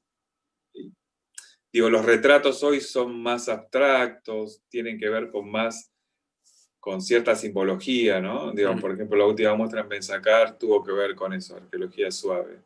Estos son trabajos de hace un tiempo, por ejemplo, este lo hicimos junto a la comunidad de tejedoras de San Jacinto en Colombia, que hicimos un trabajo en colaboración. Nosotros hicimos los retratos y ellas tejieron estas telas se llaman hamacas, porque son hamacas para hamacarse y dormir. Son como las paraguayas, pero son colombianas. Entonces, hoy, por ejemplo, como decíamos, los retratos tienen que ver más con ciertos homenajes, ciertas referencias que hacemos a mujeres de la modernidad, ciertos artistas del mundo de la pintura. Hoy estamos trabajando con esas cuestiones, ¿no? El retrato ya, por ejemplo, hay una obra que presentamos en Benzacar, que el retrato tiene que ver con el uso de nuestra ropa, ¿no? Digamos, forramos unas maderas, que es como un Donald Judd, ¿no? Una instalación en la pared, que cada pieza está forrada con camisas mías o de Dani. Entonces, el retrato ya ahí no pasa a ser el retrato de la cara, sino el retrato tiene que ver con un símbolo que nos representa a cada uno. Si vos ves una camisa de uno o del otro, sabés de quién estás hablando, si nos conoces muy cerca. Eso es esa lógica de la representación que hemos utilizado a partir de la ropa, que la ropa ya habla del cuerpo, habla de quién representa, habla de cómo vos te mostrás al mundo. Hicimos una operación dentro de la muestra del CCK, por eso la muestra del CCK también era muy compleja, ¿no? de todas las aristas que tuvo. Hicimos una bandera que la llevamos a la Marcha del Orgullo, que era con ropa de amigos y amigas y amigues de la comunidad LGTBIQ. Le pedimos que nos den una ropa. Entonces, ahí fuimos armando esa bandera de amigos que estaban, amigos que ya no vivían, que su familia nos regaló algo, de alguna ropa que les quedó. Y hoy ya hay amigos que estaban en ese momento y hoy no están más, que también están representados ahí. Entonces, fue muy interesante, digamos, tomar el valor de representación de la ropa, ¿no? Digamos, vos lo ves y es un trapo, es una cosa, pero detrás de eso dice mucho, ¿no? Entonces, por eso la idea de hacer esa bandera. Que se llama Segunda Piel. La segunda piel de los amigos. Sí. Sí, es muy interesante esto de poder pensar justamente la representación de la identidad, que no pasa justamente solo por el rostro, sino que, bueno, todas estas piezas llevan la historia de toda la gente que colaboró. Y en ese sentido me había quedado un comentario sobre este carácter colaborativo de los proyectos, que es justamente abrir las posibilidades, ¿no? del arte, de la enseñanza del arte. Por eso también como estudiantes dentro de la facultad defendemos a muerte la educación pública justamente, y el poder habilitar igualdad de oportunidades justamente para todos quienes queremos justamente acceder, porque si no, justamente seguimos alimentando la misma idea de que, bueno, el arte se produce solo desde... Para una élite. Museos, exactamente. Así que, sí, para nosotros es fundamental eso. Pensá que muchos de los proyectos que los hicimos fueron en espacios públicos también, ¿no? En el Centro Cultural Kirchner, el Centro Cultural Recoleta, museos de la provincia, el Macro de Rosario. Hemos hecho proyectos en todos lados. Y digo, además yo soy docente en la UNA, ¿no? En la Universidad Nacional de Artes, y para mí es fundamental porque también mi formación tuvo que ver con la formación en el arte pública, ¿no? Y yo tengo como un amor con eso, y hace años que doy clases y trato de motivar a todos los estudiantes a que sigan, a que produzcan, Y yo aprendo también mucho como docente de los estudiantes, de cómo están pensando hoy, de lo que están produciendo, y es muy increíble pasar por eso, ¿no? La experiencia docente en el espacio público, ¿no? Es increíble. No, nosotros valoramos mucho siempre ponernos en el lugar del aprendiz, ¿no? Como cada tanto nos surgen algunos proyectos que por iniciativa propia, ¿no? Que, por ejemplo, hacer litografía, ¿no? Somos amantes de los oficios, entonces nos interesan mucho todas estas prácticas, ¿no? Y decidimos, vamos a hacer grabado, pero nos vamos a la litografía, justamente, ¿no? Como un lugar que requiere como mucho conocimiento de la técnica. Y, por ejemplo, nos encanta siempre aprender porque si bien en la escuela de arte vimos y hemos hecho grabado, pero bueno, fue hace tantos años y bueno, además no tenemos la prensa y no tenemos piedra. Y entonces, bueno, esto de acercarnos y arrimarnos a los que más saben de eso, ¿no? Y ponerse en el lugar nuevamente de aprendiz. Hoy, con la edad que tenemos, ¿no? Entonces, a mí me parece como maravilloso ponerse todo el tiempo en ese lugar. Entonces vamos y aprendemos, por ejemplo, concretamente hicimos una serie de litografías, buscamos dónde podemos hacer litografía, quién es el que mejor nos puede ayudar a enseñarnos o reenseñarnos, ¿no? Y entonces, bueno, vamos a la Cárcova y entonces ahí trabajamos en los talleres con Lorena Pradal, que es la que dirige el taller de litografía, ¿no? Y entonces nos encanta todas esas acciones. Eso nos pone de nuevo en el lugar del alumno. A mí me parece como maravilloso. Es un permiso también que uno se da. Sí, y a veces, viste, te miran como, a ver, sabemos que somos un poco conocidos, pero nunca nos creímos nada de eso, ¿me entendés? Entonces vos vas a un lugar y dices, ay, pero ¿cómo? Y sí, viste, queremos aprender, digamos, no tenemos ningún problema con eso, ¿no? Entonces, digamos, cuando, por ejemplo, con el tema del patchwork, que queríamos aprender alguna técnica, la llamamos a Cecilia Copan, que para nosotros es una genia, sabe un montón. Y claro, cuando nosotros la llamamos ya se quedó así como temblando, pues, ¿cómo? Y sí, ¿viste? ¿Cuál es el problema? Eso también está buenísimo. También es como ese aprendizaje, me parece que, no hay que creérsela, ¿me entendés? Nada, para mí es esta construcción de lo que somos como artistas, lo que queremos hacer, esta construcción no se termina jamás. No, es a no ser que te mueras, a no ser que la muerte te agarre y decís, bueno, fue, ya súbitamente. Está. ¿Me entendés? Pero esta construcción, pero es así, ¿viste? Esta construcción para nosotros no para de hacer, y siempre estamos inquietos, queremos y además hacer es súper enriquecedora, porque, por ejemplo, los trabajos que hemos hecho con artesanos, que nos interesa, otro lugar que nos interesa mucho por andar por trabajar con artesanos, y donde el diálogo y las preguntas que se van generando son increíbles. Por primero que nos ponen en jaque a nosotros, y segundo también ver cómo ellos, ante una misma pieza que estamos haciendo conjuntamente, tenemos visiones como, pero no opuestas, pero que realmente distan bastante, y hay como un abismo entre una cosa y la otra, ¿no? El artesano que entonces todo lo piensa como desde un utilitario. ¿Para qué haces eso? El cuestionamiento, ¿para qué haces esa obra enorme?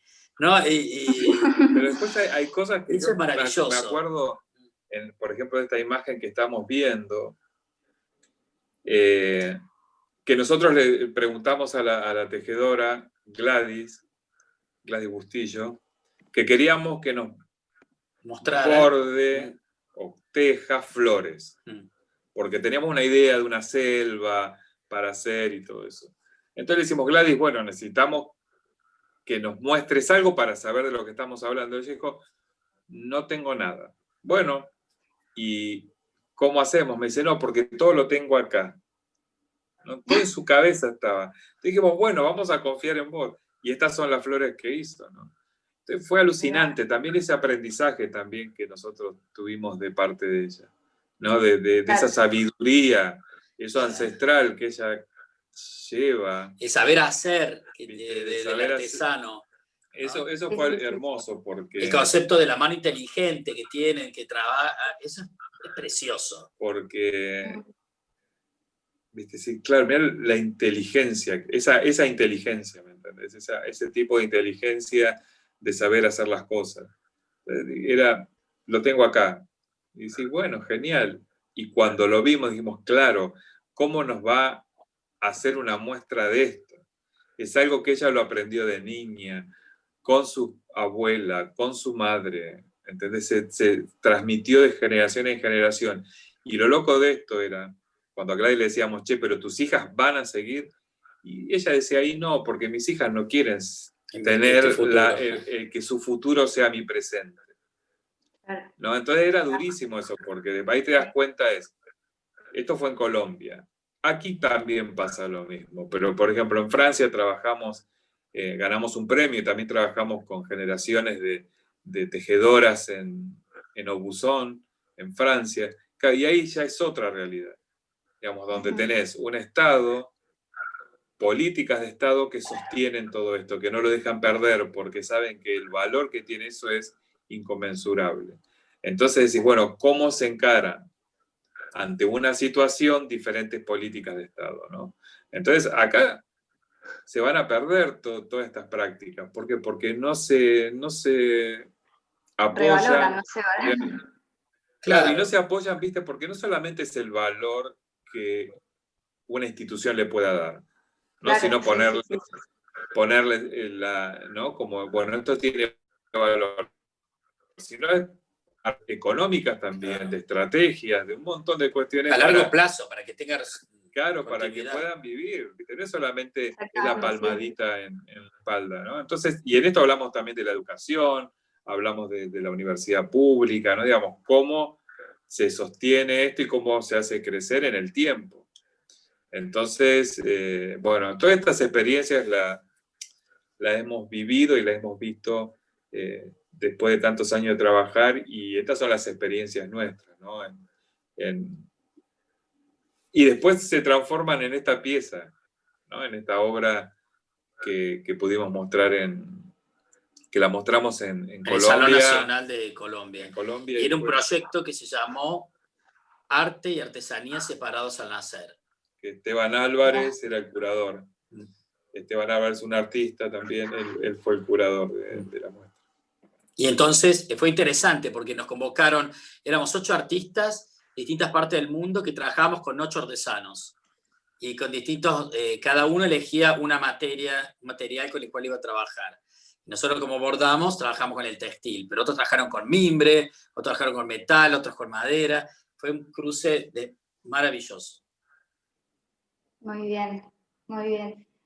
Bueno, la verdad que hemos abordado casi todos los temas. Una gran parte de su vida y su obra.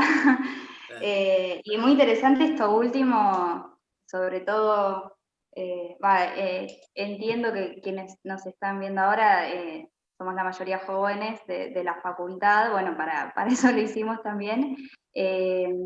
Y esto del no dejar de aprender, del dejarse también sorprender como por las disciplinas y tener justamente como la capacidad y el querer ser creativa, justamente para imbricarlas a todas estas disciplinas y no enfrascarse con una justamente y también permitir, bueno, esto del arte impreso, y el grabado, el mundo hermoso que es, y eso sí, inabarcable de repente porque las posibilidades que te trae, y bueno, y había un par de obras que vi que usaban, por ejemplo, sábanas o telas que ya estaban estampadas, que bueno, ahora me olvidé de ponerlas en el Power, pero te bueno, podemos contar, porque por ejemplo ese es otro proyecto que que nos interesaba, que por ejemplo cuando empezamos a hacer nuestras obras, uno de los problemas que nos pasaba era que dijimos, ¿por qué estos tienen el mismo tamaño? ¿No?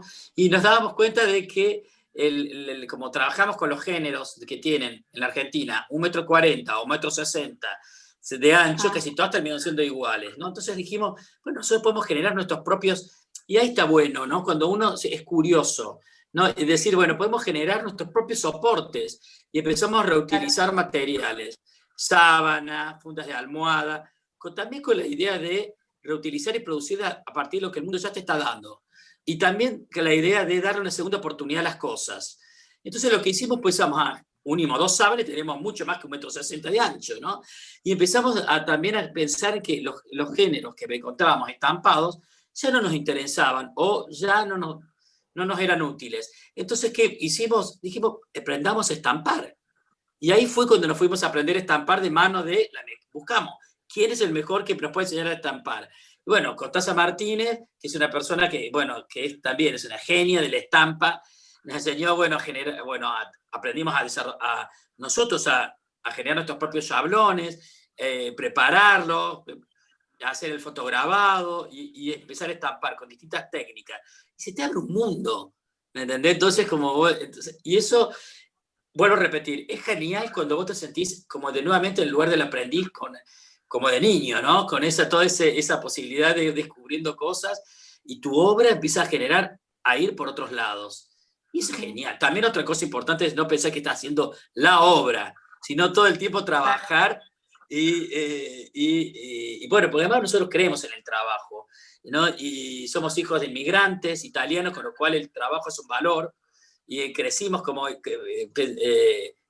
la idea del trabajo como un valor, ¿no? Y creemos en el trabajo y en el hacer. Y ese es como lo que a nosotros nos da resultado. Y además también otra cosa fundamental para nosotros es crear proyectos posibles, ¿no? Como pensarlo de esa manera, que no te limite, pero no delirarte. A veces, viste, decir, bueno, a ver, ¿cuáles son las posibilidades que tenemos? ¿Qué es lo que tenemos? Y hasta dónde podemos llegar. Entonces, esa construcción, hace 20 años, lo empezamos de una manera y hoy, podemos pensar en decir, bueno, vamos a trabajar, a hacer una bandera de 50 metros con 4.000 personas. Pero, eso no lo hubiésemos pensado al comienzo. No. Porque sabíamos que no era posible. Entonces, en nuestro caso, no significa que siempre sea como nosotros pensamos, ¿no?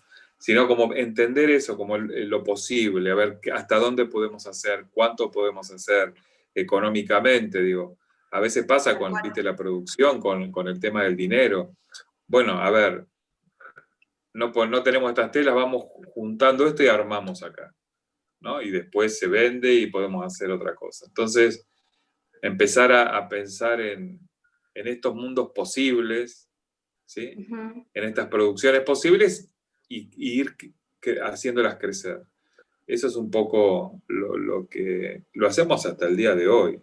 Sí. Y también otra cosa que hacemos hasta el día de hoy y que cada vez nos interesa más es esto de generar vínculos y diálogos interdisciplinarios, ¿no? Por ejemplo, nos interesa mucho el cruce con el cine, con la música, con los poetas.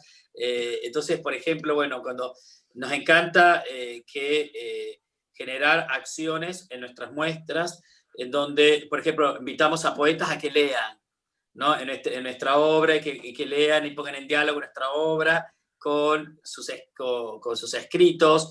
O, por ejemplo, arriba, que se postergó para el año próximo por el tema del COVID, hacer, por ejemplo, con nuestra obra, trabajar con los archivos de la comunidad LGTBQ de Francia, de un sector de Francia, una zona de Francia, y también nosotros llevar y hacer como un ciclo de cine queer argentino, de jóvenes cinematógrafos, directores de cine que trabajan con la temática queer. Y nos interesa, por ejemplo, todo el tiempo hacer esos diálogos.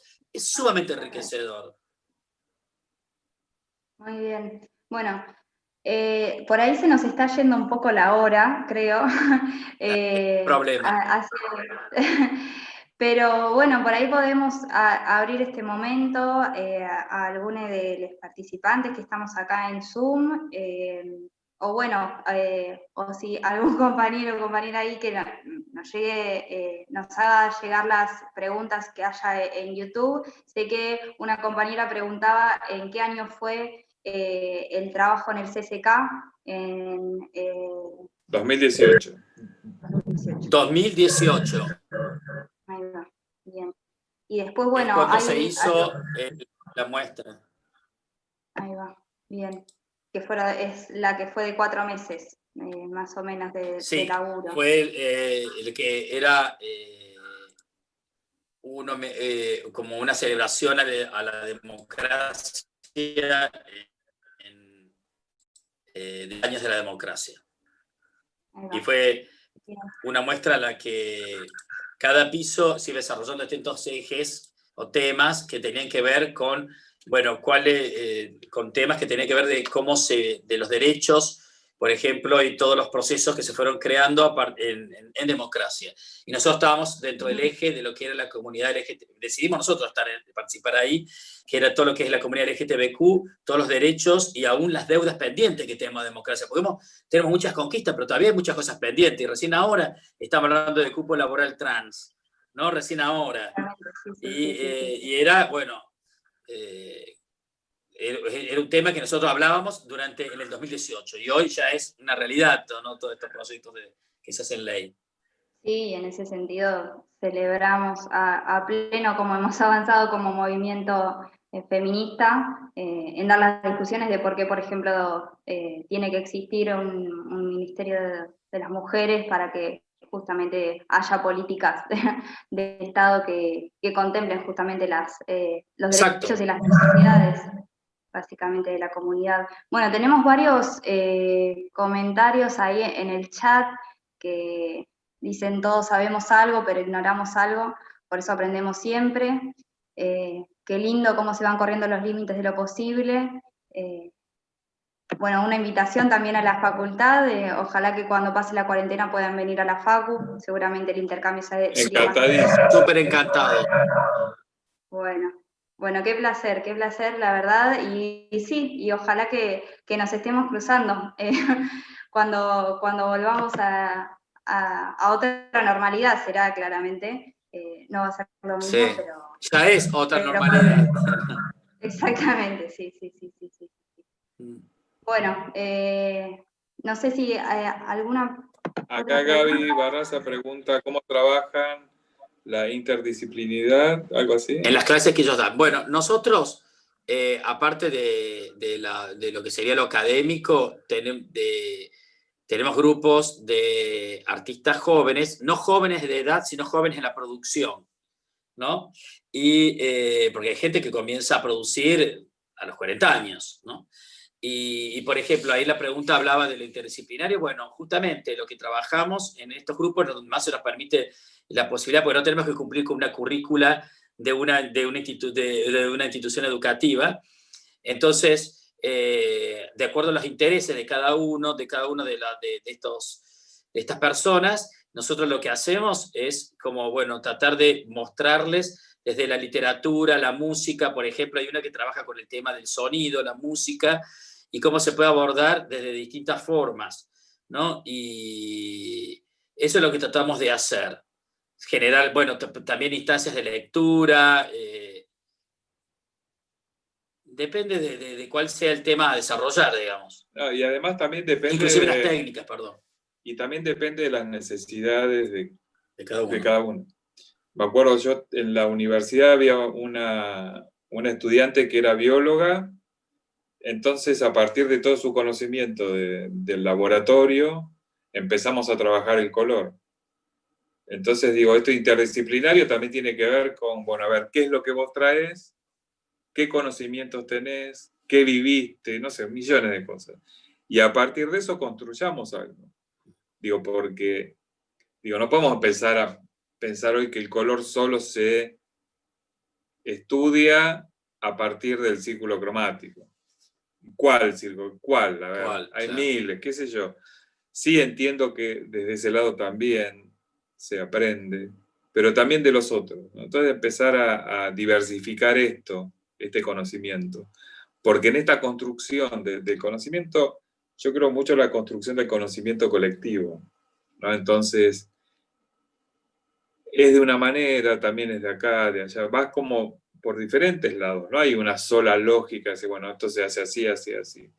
Entonces, por eso lo interdisciplinario a veces tiene que ver con ciertas preguntas, qué sé yo. No, y también otra cosa que nos interesa mucho, por ejemplo, cuando trabajamos ayudando, nosotros les llamamos seguimiento de proyectos, no son curaduría, no son, clínicas de arte, sino trabajamos como con un proyecto personal de cada uno de ellos. Pero también lo que nos interesa es como que no haya una disociación entre lo que esa persona es y hace en su otro modo de producción que no tenga que ver con lo artístico y que se puedan unir y que no haya, y como crear puentes en eso, ¿no? Entonces, por ejemplo, el que viene de la arquitectura, bueno, ¿cómo el dibujo es de la arquitectura? Puedes como crear a partir de eso y transformarlo y llevarlo a otros lugares, ¿no? O lo que acaba de decir él del tema de la bioquímica o desde la música, como eso también podemos como trabajar a partir de eso y generar, porque a mí eso es lo interesante, cuando alguien puede como no, si no son como compartimentos aislados que uno tiene dentro,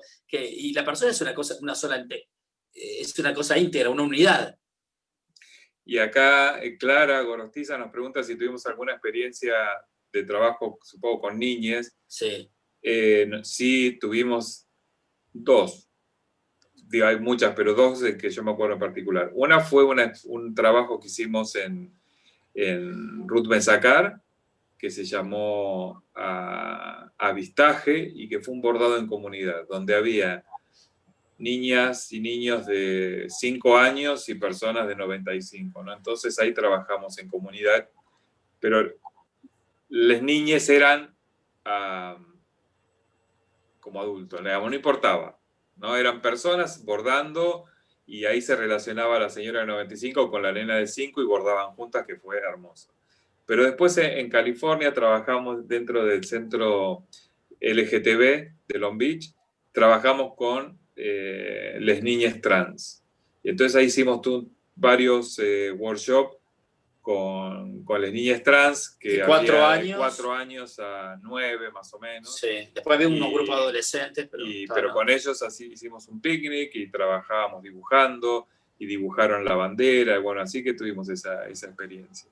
Fue hermoso, fue muy lindo, muy divertido además, porque no solamente era con las niñas, sino eran los padres, las madres, la familia más amplia y cómo se armaba esa comunidad. Y hasta hoy seguimos en contacto con una que se llama Rosita, que es lo más. Rosita es lo más, que es una niña trans, que debe tener 6 años. Sí. Y a ver, qué hermoso. Muchas gracias, Nadia. No hay ninguna otra pregunta. Muchas gracias por los comentarios. Bueno, sí, hermoso. Y retomando justo lo que decían sobre cómo cada quien viene con su experiencia, con sus conocimientos, justamente lo que buscamos con este foro es un poco conversar a partir de la experiencia de cada quien y poder encontrarnos, porque desde la facultad, o en la facultad siempre como la idea generalizada es que, bueno, vos llegás a llenarte como si fueses una caja vacía y en realidad cada quien viene con trayectos diferentes, con recorridos, con vivencias, con una historia, tal cual. Y en ese sentido, como estudiantes, tenemos justamente muchas cosas que aportar muchas veces. Y bueno, y es justamente la razón de ser de este foro de arte y cultura, llenarnos justamente y formarnos y poder justamente compartir estos momentos con, por ejemplo, ustedes.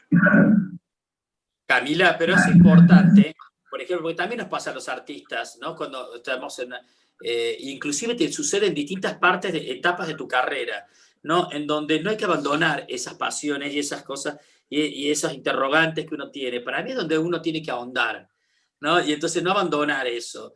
Entonces, por más que vos tengas que cumplir con toda una formación académica, que sabemos que la necesitas porque también es importante obtener el título, porque el título después te va a abrir puertas para otras cosas y pensarlo de última como un medio para, ¿no? Pero no abandonar esa búsqueda y siempre estar en el lugar de correrse en los lugares cómodos, ¿no? De esto de siempre tratar de buscar, investigar, como buscar otra mirada, refrescar tu mirada con otras cosas.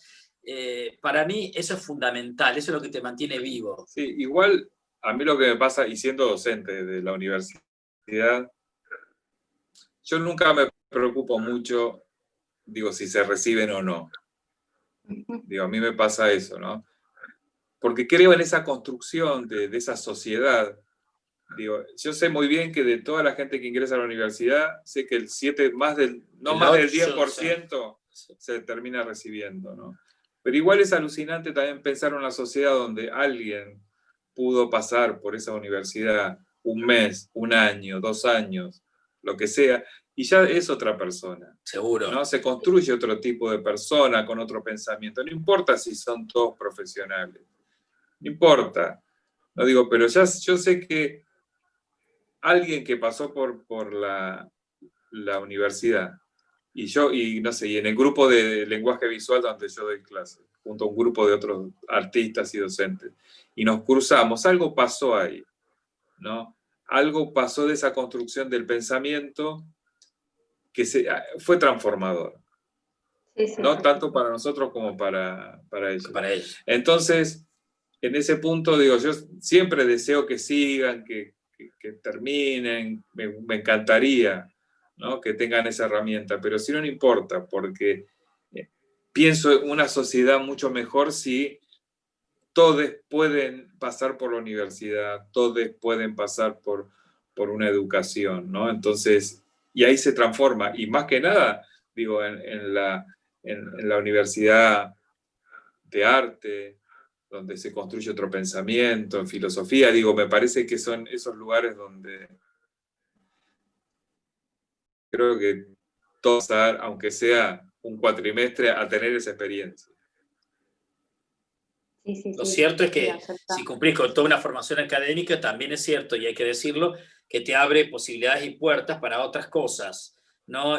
Por ejemplo, si querés seguir profundizando, ampliando, becas, residencias, bueno, en muchas de estas cosas es como cuenta a la hora de poder aplicar. Por supuesto, también existen Sí, sí. otras opciones, no, pero como que te abre puertas, digamos. Igual, una de las, Sí, sí. lo que es interesante del mundo del arte, ¿sabes? Y eso se lo decimos ya porque tenemos un par de años, nunca te jubilás. Entérense de eso. Nunca te jubilás del mundo del arte. Entonces, nosotros seguimos trabajando y tenemos amigos artistas de más de 80 años que siguen trabajando. Entonces, digo, es una tarea que no se termina, que es alucinante, ¿no? Entonces, en eso, el mundo del arte es muy increíble, ¿no? Todo el espacio de libertad, de pensamiento, de esa construcción. Pues igual les aviso que no se van a jubilar. Bueno, está bien, buen aviso. Bueno, Leo, Daniel, ha sido un placer compartir esta charla con ustedes dos. Y bueno, agradecemos también a quienes estuvieron presentes, escuchando y haciendo sus comentarios vía chat. Y bueno, ojalá nos estemos cruzando más pronto que tarde. Y bueno, realmente un placer que hayan sido parte de este 5º Foro Cultura Latente de Arte y Diseño. Bueno, muchas gracias a ustedes. Muchas gracias por invitarnos y un placer siempre estar en contacto. Así que acá estamos. Nos pueden, digo, en Instagram estamos como Chocho Llanones, si quieren ver, si quieren estar en contacto, ahí estamos. Así que un placer y sigan con esto que está bueno, que hace es maravilloso. Y genera además comunidad y contacto. Sí, que es lo que queremos en estos momentos tan difíciles de aislamiento, es lo que queremos, justamente seguir encontrándonos, seguir tejiendo redes. Estamos aislados físicamente, pero no virtualmente. Exactamente. Sí. Así que bueno, esténse atentos y les dejamos la invitación a ustedes también, que vamos a seguir toda la semana cuando con quieran. actividades. Así que si se quieren sumar, más que bienvenidos. Bueno, muchas gracias. Bueno, no, por favor, gracias a ustedes. Chao. Adiós. Chao. Chau.